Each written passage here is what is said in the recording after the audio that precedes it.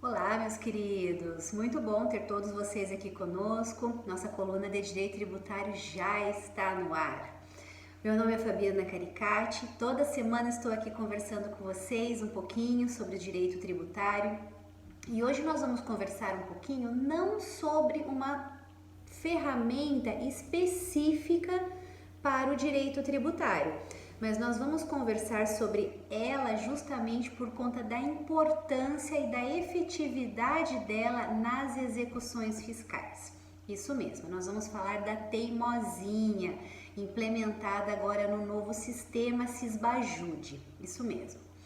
Vejam, todos nós advogados que trabalhamos com o contencioso, que atuamos defendendo os nossos clientes, defendendo os interesses dos nossos clientes em processos de execução fiscal, é muito, mas muito comum a utilização de bloqueios de ativos financeiros, né? A Procuradoria sempre faz essa solicitação e daí os nossos clientes ficam desesperados, né? Imaginando como e quando haverá eventuais bloqueios de ativos nas contas deles. Daí tem vezes que a conta fica indisponível por um período, depois gera todo um problema operacional no financeiro da empresa. Então vamos conversar um pouquinho sobre essa nova ferramenta que nós precisamos ter ciência e mudar a conversa que temos agora com os nossos clientes, contribuintes, justamente porque mudou a formatação desta ferramenta hoje utilizada. Vamos falar um pouquinho o que significa esse Sisbajude, como é que surgiu esse Sisbajude. Até um tempo atrás a gente falava sobre Bacenjude. Pois bem, o Bacenjude era um sistema que interligava a justiça, o Banco Central e as instituições financeiras, justamente para agilizar a solicitação de informações e o envio de ordens judiciais para o Sistema Financeiro Nacional. E tudo isso era feito via internet. Pois bem, em dezembro de 2019, foi então firmado um acordo, isso mesmo, um acordo de cooperação técnica entre o CNJ, o Banco Central e a PGFN, a Procuradoria da Fazenda Nacional, visando o desenvolvimento de um novo sistema, aprimorando o até então conhecido Bacenjude. Pois bem, tendo em mente a necessidade de efetividade nas decisões judiciais, a satisfação de créditos daqueles credores que muitas vezes ficam discutindo por longos anos no judiciário e não conseguem encontrar valores para suportar aquele crédito, né, que busca na justiça, e também como uma forma de reduzir os custos da tramitação física de informações sigilosas. Exatamente.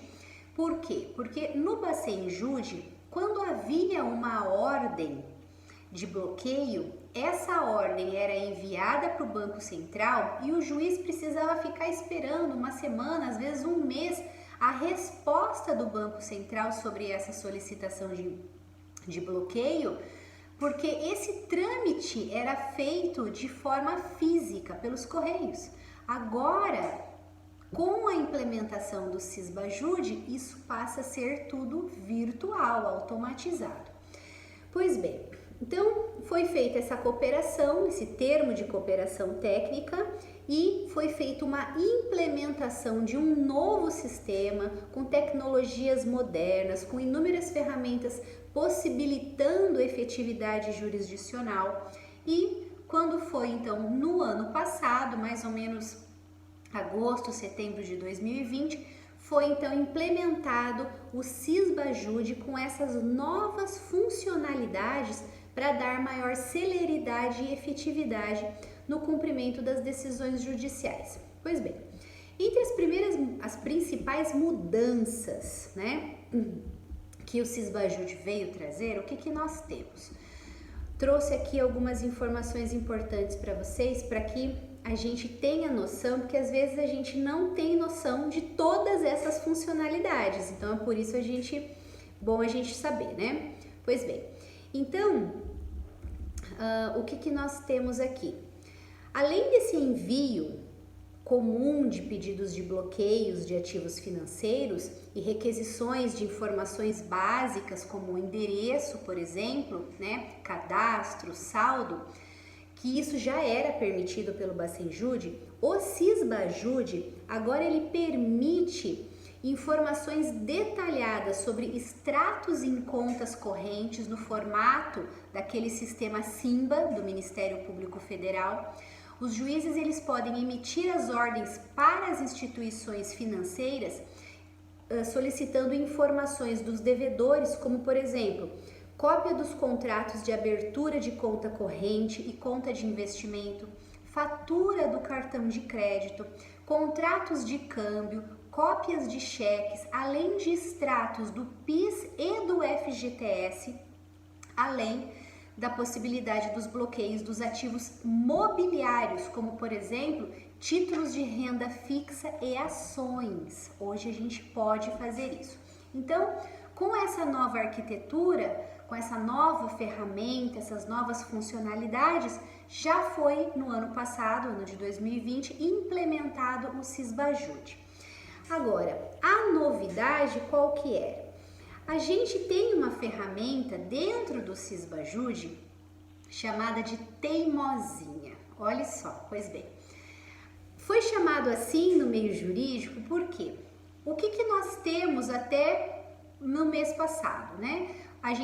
Nós advogados, tínhamos que fazer petições para o juiz para que o juiz fizesse tentativas de bloqueios de ativos financeiros a cada 24 horas.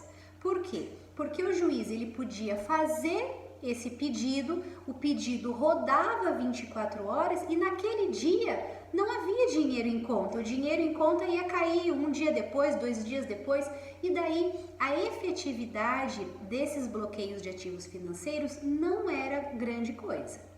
Pois bem, com a teimosinha, o juiz ele pode fazer uma programação de que o sistema rode automaticamente, o sistema teima em tentar bloqueios de ativos financeiros por um período de até 30 dias. Olha só.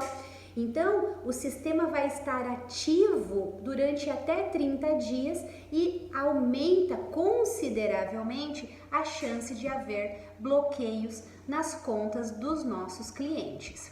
Pois bem, essa é a novidade que vocês precisam saber e posicionar os seus clientes, independente se atuam na área tributária ou não, porque a ferramenta Sisbajude, ela é uma ferramenta do Banco Central com a Justiça, com os tribunais, então aplica-se em todas as matérias, todos os tipos de ações, e o juiz tem essa ferramenta à sua disposição agora com muito mais funcionalidade. Dentre elas, essa teimosinha que fica rodando tentativa de bloqueio por até 30 dias. Isso que eu queria conversar hoje com vocês, espero que vocês tenham uma semana maravilhosa e a gente vai voltar a conversar na semana que vem com mais novidades. Um abraço para vocês!